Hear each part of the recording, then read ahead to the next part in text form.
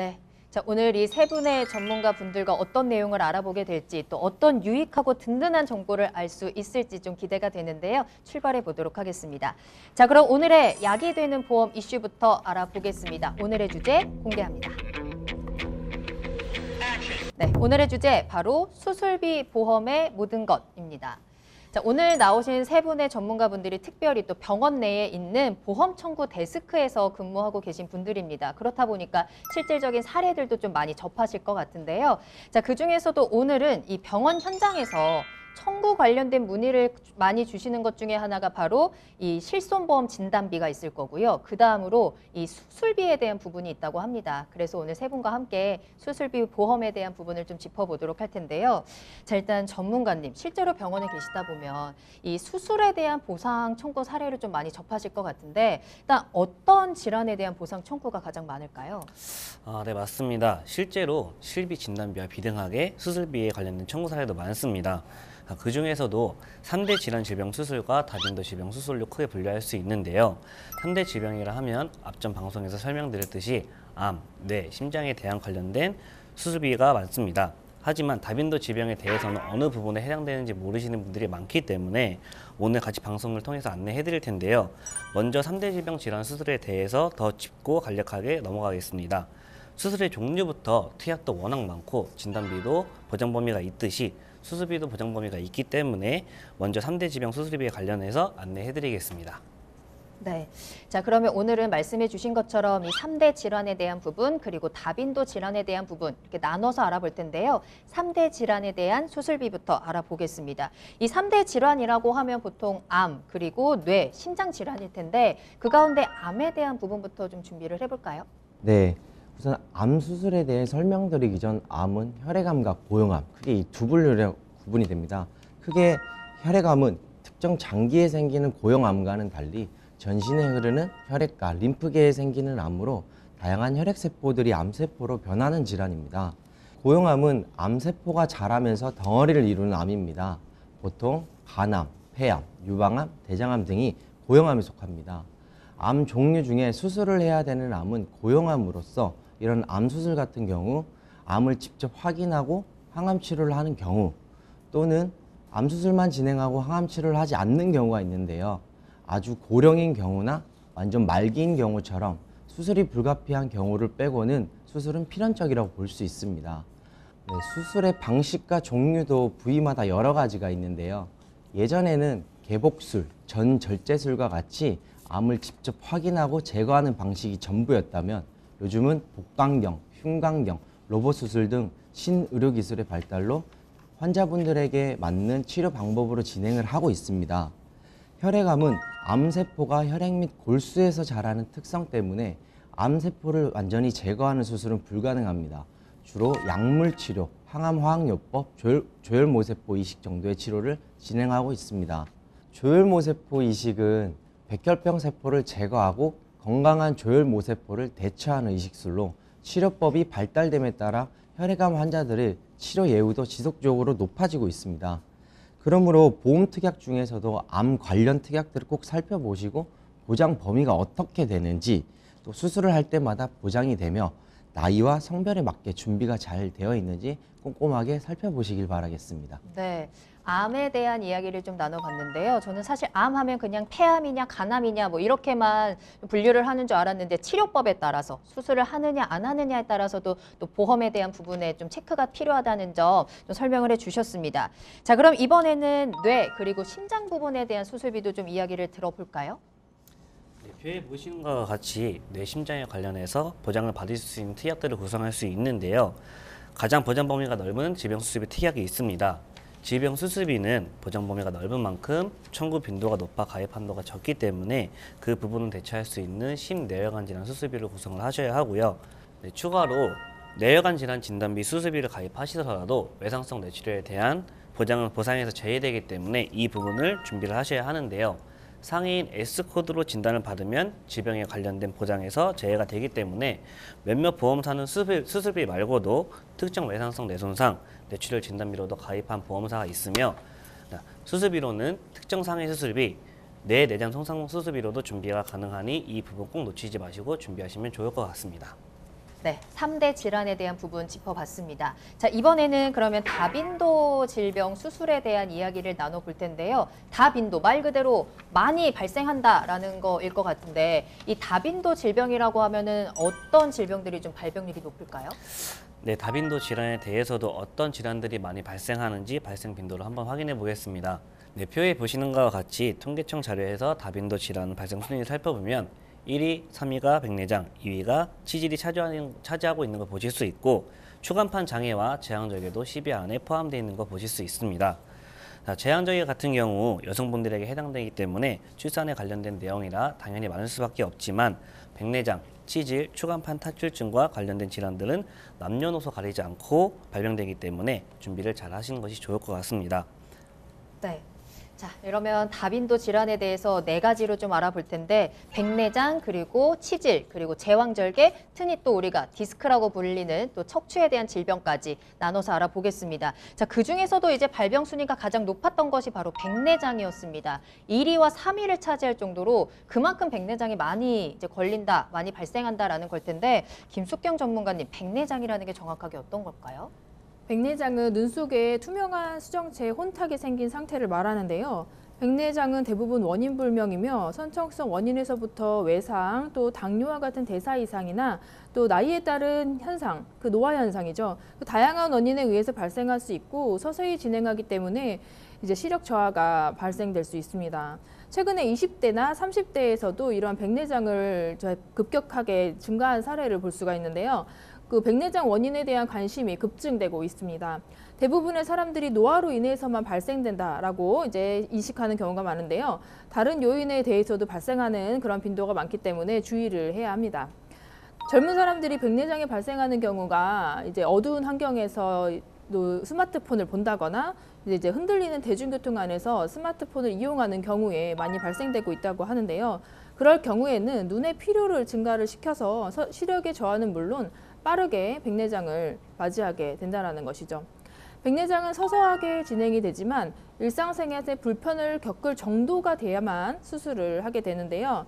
이 경우는 수술 방법이 매우 복잡해지고 치료 기간이 길어지기 때문에 회복 또한 늦어지게 됩니다. 그 선천성 백내장이 오랜 동안 심한 백내장으로 가는 경우가 있거든요. 그러한 경우에는 약시가 발생되기 때문에 초기 백내장이 왔을 때 진단을 받으면 정기적으로 안과에 내원을 해서 이러한 주기적으로 관찰이 필요하다고 볼 수가 있습니다. 백내장의 진행 정도와 시력을 항상 이제 검사하시고 수술 시기가 되면은 수술을 해야 하는 것이죠. 약물 치료만으로는 혼탁해진 수정체를 다시금 이제 맑아지게는 못하는데요. 백내장의 진행을 더디게 해주는 안약들이 있지만 큰 부작용은 없습니다. 그러나 효과는 이제 확실하지 않다고 하니 이 백내장으로서 일상생활에 불편을 겪을 경우에는 수술을 반드시 시행해야 할 것을 권장해 드립니다. 그 수술은 초음파로 이제 혼탁이 생긴 수정체에 내용물을 제거한 후에 인공수정체 삽입을 꼭 하게 되어 있는데요. 인공수정체는 영구적이지만 반드시 특별한 경우가 아니면 삽입을 하지 않는다고 합니다. 그 인공수정체 삽입을 하게 됐을 때에는 많은 비용이 들어가는데 우리가 가지고 있는 실비에서도 적용을 받을 수 있다고 합니다. 2015년 12월까지 가입한 실비를 살펴보시고요. 그래서 우리가 이 실비를 통해서 백내장 수술을 보장받을 수 있음 또한 저희가 알려드리고 있습니다. 백내장 하면은 정말 어떻게 보면 흔한 질병일 수도 있을 것 같아요. 나이가 들어가면서 자연스럽게 찾아오는 질병이다라고 생각을 하는데 또 20, 30대에서도 많이 걸린다고 하니까 저도 밤에 자기 전에 어두운 데서 스마트폰 정말 많이 보면서 자거든요. 좀 덜컥해지네요. 좀 눈 건강 신경 써야겠다. 그리고 이런 수술비나 보험에 대한 부분도 다시 한번 좀 꼼꼼하게 들여봐야겠다라는 생각도 좀 듭니다. 자, 이렇게 김숙경 전문가님과 함께 백내장에 대한 설명을 자세히 들어봤는데요. 다음으로 이어서 이번에는 척추 수술, 디스크에 대한 이야기도 한번 나눠보도록 하겠습니다. 자, 이 디스크에 대한 부분, 척수 수술도 조금 계속해서 빈도가 늘어나고 있다면서요? 네, 일단 최근 10년간 국내 척추 수술 건수가 급격하게 늘었습니다. 이제 물론 인구 노령화가 진행되면서 보다 효과적이고 안전한 수술 기법 발전 때문입니다. 네. 국민보험공단 통계를 보면 2006년부터 2012년 그리고 지금의 현재까지도 국내 척추 수술 건수가 86% 증가하였고 매년 12%씩 증가를 하고 있습니다. 꼭 수술을 해야 되는 경우가 있는데요. 말총조응근이 발생한 경우입니다. 심하게 탈출된 추간판이 척추 신경근다발을 너무 세게 누르고 있는 경우 요실금, 요저류, 실변 등 대소변 기능 장애가 발생하게 됩니다. 또 항문 주위, 엉덩이와 다리 뒤쪽으로 심한 통증이 발생하면서 항문과 생식기 부위에 감각 이상이나 양 다리에 마비 증상이 발생할 수 있기 때문에 응급 상황으로 증상 발생 48시간 이내에 수술을 하는 걸 권장해 드립니다. 또 수술을 하다 보면 감압술과 추간판 절제술을 꼭 시행해야 한다고 하는데 이 시간 내에 수술을 하면 신경이 다시 재생돼 제 기능을 찾을 확률이 높지만 이 시간을 넘기면 신경이 다시 살아날 확률이 떨어진다고 합니다. 3, 4개월 동안 경막 외 신경 차단술 등 비관열적 수술 치료를 열심히 했는데도 불구하고 통증이 극심할 경우에는 수술을 할 수밖에 없습니다. 시청자분들 혹시 보험 증권에 보시면은 관열 수술도 있고 비관열 수술도 많이 있는데 이거 쉽고 짧고 이렇게 한번 설명을 한번 드리겠습니다. 네. 좀 헷갈리시니까 이제 병변 부위를 직접 눈으로 관찰하면서 수술을 할 경우 관열 수술, 내시경, 카테터 등으로 눈으로 보지 않고 수술을 했을 경우에는 비관열 수술이라고 하는데 이렇게 생각을 하시면 조금 빠를 것 같습니다. 네, 너무 이해가 쏙쏙 되는 것 같습니다. 자, 척추에 대한 이야기 나눠봤는데 사실 디스크 걸리면 정말 일상생활이 많이 힘들어지는 분들도 많거든요. 자, 지금 방송 보시는 시청자분들께서도 척추 한번 쭉 펴시고 스트레칭 하시고 자세를 좀 바로 잡아 보시면서 수술비에 대한 부분도 다시 한번 든든하게 점검해 보시길 바라겠습니다. 자, 그럼 이번에는 이어서 제왕절개에 대한 부분을 들어볼 텐데 저는 제왕절개가 보험이 된다? 라는 부분은 좀 생소했어요. 처음 들어보는 이야기이기도 하고. 근데 임산부들 가운데서 제왕절개를 꼭 해야 되는 분들도 있기 때문에 이 부분을 좀 꼼꼼하게 체크해드리면 좋을 것 같은데 정말 꼭 필요한 경우에 이제 보험이 적용이 되는 건 거죠? 네, 맞습니다. 제왕절개가 꼭 필요한 8가지가 있는데요. 이 중에서 여가의 경우 대부분 여가 임신 후 후기에 정상위로 돌아오지만 출산이 임박했을 때 여가의 경우는 제왕절개를 하셔야 합니다. 자, 머리보다 발이나 엉덩이가 먼저 나올 경우 출산 과정에서 태아의 머리나 목이 다칠 수 있고 빠져나온 과정에서 태아가 지식할 위험성이 있기 때문입니다.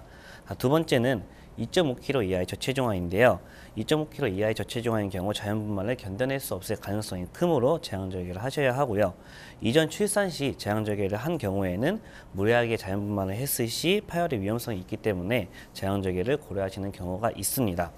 자, 응급 제왕절개가 필요한 경우에는 첫 번째, 태아의 건강 문제, 두 번째, 태반 조기 분리, 태반 조기 박리라고도 하고요.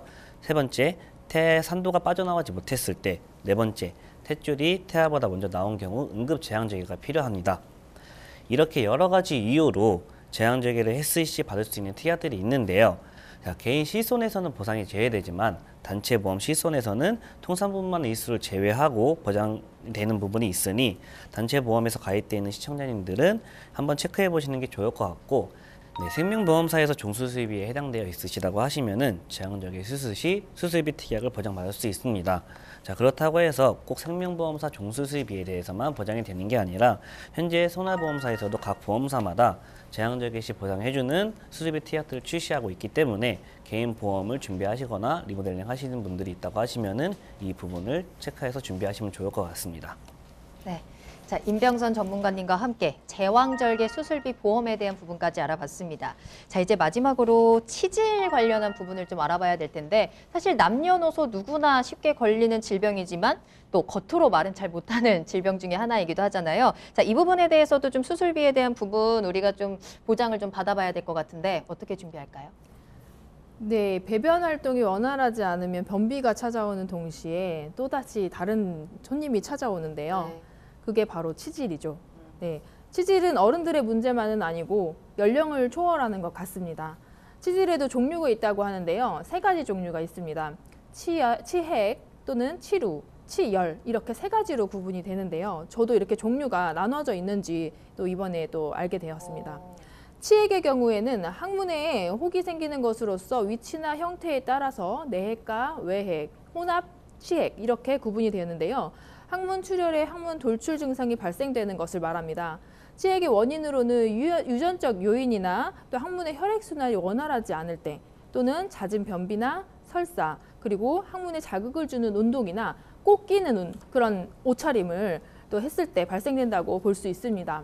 증상 경도에 따라서 비수술적 치료나 수술적 치료를 시행한다고 하는데요.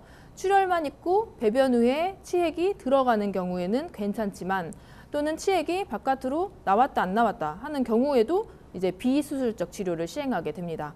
그러나 치액이 손으로 넣어야만 하는 경우 또는 넣어도 안 들어가는 경우가 있는데요. 그런 경우에는 수술적 치료가 반드시 필요하다고 합니다. 합병증으로는 요저루, 또 항문 치루, 항문 소양감, 변실금 등이 있고요. 이에 대해서 예방법으로는 충분한 섬유질 섭취와 식이섬유가 많은 음식 또는 물을 많이 섭취하는 것, 그리고 규칙적인 운동, 올바른 배변 습관, 그리고 설사를 유발하는 변비약 복용하지 않기라고 합니다. 또 치열의 경우를 보시면은 항문선이 파열이 되어서 통증과 출혈을 일으키는 질병으로서 가려움증을 동반하게 되는데요. 치열의 원인으로는 대부분 딱딱한 대변이 항문을 통과하고 나올 때 항문을 손상을 시켜서 찢어지는 경우입니다. 만성 치열의 경우에는 수술을 반드시 해야 하고요. 합병증으로는 변실금이 올 수 있습니다. 그리고 치열에 대한 예방법으로는 충분한 섬유질 섭취, 또 꾸준한 좌욕이 필요하다고 합니다. 치루는 항문 주변에 농양이나 염증으로 시작을 해서 고름이 배출되고 나면은 그 항문성 안쪽과 바깥 피부 사이에 터널이 생겨서 그 터널 구멍을 통해서 또 분비물이 나오는 현상입니다. 증상으로는 항문 분비물, 항문 출혈, 그리고 항문 불편감, 항문 돌출 등이 있고요. 대부분 항문 주변의 농양이나 항문선의 염증으로 만성적으로 지속이 되면 수술적 치료만이 가능하다고 합니다. 합병증으로는 변실금이 올 수 있고요. 장기간 방치 시에는 항문 암으로까지 진행이 되기 때문에 우리가 꾸준한 자욕과 항문 주변의 청결을 유지함으로써 예방을 하는 것이 중요할 것 같습니다. 또 치질의 치료법이 있겠죠. 치질의 치료법으로는 크게 두 가지로서 임시적 치료, 임시적으로 비수술적 치료가 있고요. 또 이제는 수술을 정말 해야 하는 수술적 치료가 있는데요. 임시 치료로서는 밴드 결찰술 또는 적외선 응고법, 전기를 이용한 소작술, 레이저를 이용한 소작술 등이 있는데 이러한 치료법을 통해서 치액의 덩어리를 어느 정도 줄여줄 수는 있습니다. 하지만 근본적인 치료로는 될 수가 없기 때문에 재발을 하게 되겠죠. 그러면 수술적 치료를 고려를 해야 하는데요. 수술이 필요한 경우에는 반드시 수술을 해야 하는데요. 치액의 근본적인 치료를 위해서는 수술을 통해서 탄력을 잃고 나온 이 치액 조직을 제거해야만 합니다. 그러면 수술의 종류도 이게 세 가지가 있는데 치액 결찰 절제술, 점막 하 치액 절제술, 그리고 PPH 수술 등이 있습니다. 그럼 먼저는 치액의 결찰과 절제술은 어떤 거냐면 치액의 피부에서부터 절제해서 치액의 뿌리가 되는 동맥을 결찰한 후에 치액 덩어리를 제거하는 그런 방법으로서 치액 수술에서 가장 많이 사용되는 방법입니다. 수술 상처 부위를 완전히 개방하는 개방식과 또한 조금 안쪽에 점막 부위만 봉합하고 바깥 피부는 개방하는 개방식, 반개방식이 있습니다. 또 다른 대표적인 치액 수술 방법으로는 점막 하 치액 절제술이 있습니다. 항문의 점막 일부를 절제하고 그 다음에 안쪽에 치액 부위를 봉합하는 수술인데요. 그 통증을 유발하는 치액 부위를 완전히 잘라내는 그런 부분인데요. 일반적 치액 수술보다는 큰 노력이 필요하겠지만 그 덕분에 환자가 받는 고통은 덜하다고 합니다. 또한 항문 조직을 최대한 보존하기 위해서 이런 수술 후에도 이게 점막이 남아 있어서 항문에 그런 유착이 없는 그런 수술법이죠. 그래서 항문의 협착이 발생할 위험성이 낮는 그런 수술이라고 할 수 있습니다. 또 PPH 수술은요. 원형 자동 문합기라는 그런 특수한 기계를 이용하게 되어 있는데요. 그러한 치액 수술법으로서 자동 문합기라는 장비를 이용해서 늘어진 치액 조직을 본래의 위치로 끌어올려서 혈액을 흐름을 막아주고 치액과 함께 직장 점막에 있는 그런 늘어진 그런 경우에는 PPH 통해서 한꺼번에 원형으로 절제를 함으로써 동시에 봉합할 수 있는 그런 수술 방법이 되겠습니다. PPH 수술의 장점은 수술 시간이 짧고 수술 후 통증이 적으며 항문에도 상처가 남지 않는다라고 하는데요. 일주일 정도면 회복이 되기 때문에 크게 힘들지 않고 일상생활에 불편함이 없다고 하죠. 그렇지만 비용이 당연히 이제 비싸기 때문에 경제적으로 부담이 될 수 있으며 또 4도 이상의 그런 치액을 가지고 있는 환자들의 경우에는 재발률이 높다는 단점이 있습니다. 이렇듯 치질의 종류에도 치료법이 다양하다라는 것을 살펴봤는데요. 이 항문질환 수술도 우리 국민건강보험 적용을 받을 수 있는 급여 부분에 환자 본인 병원비 그 부분은 표준화 실손 의료비에서 보장을 받을 수 있다는 점을 기억하시고 수술이 이루어질 때 우리가 어떤 수술을 해야 할지를 고민해 보셔야 되겠습니다. 충분히 고민하시고 전문적인 보험 상담도 받아보시기 바랍니다. 치질에 대해서 이렇게까지 자세한 설명을 들어본 적은 처음인 것 같아요. 자, 이렇게 해서 오늘 전문가님들과 함께 3대 질환 수술비 그리고 다빈도 질환 수술비에 대한 부분을 각 질환별로 좀 자세하게 알아봤습니다. 자, 이어서 정영현 전문가님이 이 수술비 보험 관련해서 사례를 준비해 오셨다고요? 네, 제가 이제 실사례 부분인데 사실 좀 안타까운 사례가 있거든요. 네. 이게 뭐냐면 병원에서 병원비가 이제 꽤 많이 나오셔서 이제 중간 정산을 하시고 보험금 청구를 하시려고 오셨는데 혹시 모르는 부분도 있어서 증권을 다 챙겨 오셨었던 어머니가 있는데 이제 배우자분이 교통사고를 당하셔서 이제 뇌 손상이 발생하셔서 수술을 하셨는데 얼마 받는지 모르겠다. 그래서 증권을 보여주셨는데 보니까 상해 수술비 30만 원밖에 받을 수 있는 부분이 없었습니다. 그래서 그렇게 안내를 해드렸는데 저를 이제 살짝 못 믿으시더라고요. 그래서 갑자기 담당자분께 전화를 하셔서 약 한 5분 정도 통화를 하시더니 갑자기 다시 오셔서 담당자가 뇌출혈 진단비 2천만 원에서 받을 수 있다라고 했다는 겁니다. 그래서 저는 이제 약관을 열어서 이제 뇌출혈 질병 코드를 보여드렸는데 외상성인 부분은 없었습니다. 그랬는데 어머니께서는 안 믿으시더라고요. 담당자 말을 믿으신 거죠. 네, 그 사람을 맞아요. 믿고 가입을 네. 했으니까. 그래서 이제 일주일 이후에 이제 가시고 나서 일주일 이후에 다시 오셔서 하시는 말이 어떡하냐고 30만 원밖에 안 나왔다고. 그래서 저도 사실 안타까운 마음에 담당자분에게 전화를 해보라고 말씀을 드렸습니다. 네, 드렸는데 통화를 하셨는데 기존 담당자가 하시는 말이 내가 이제 변경이 되어서 내가 그 내용에 대해서 담당자가? 네. 그래서 그 부분에 대해서 내용을 잘 모른다 이렇게 말씀을 하시더라고요. 어떡해요. 근데 너무 속상하실 것 같아요. 조금 어처구니가 없는 그런 말들을 조금 하긴 했는데 무슨 말이냐면 이제는 모든 게 다 보장이 되는 보험이 나왔다. 계속 그런 부분만 장점만 설명하고 이번 달까지만 가입이 가능하다. 다시 이제 리모델링을 해주겠다. 이런 말들을 많이 하더라고요. 그 담당자분께서는 사람을 계속 현혹시키려는 그런 말들만 계속 하시고 사실 어머니께서는 계속 울상만 짓고 계셨어요. 그래서 결국에는 이제 배우자분께서는 이제 본인이 가지고 계시던 실손 의료비랑 이제 본인 연금을 해지하시고 병원비로 치료로 사용을 했다라고 하더라고요. 제가 어떻게 도움을 드릴 수 있는 부분이 없어서 정말 안타까운 사례였거든요. 근데 제가 여기서 팁을 하나 드리자면 이제 상해 사고로 인한 그런 부분은 개흉, 개두, 개복 같은 수술은 꼭 수술비 보험으로 꼭 준비를 하시는 부분이 꼭 좋은 방법인 것 같습니다.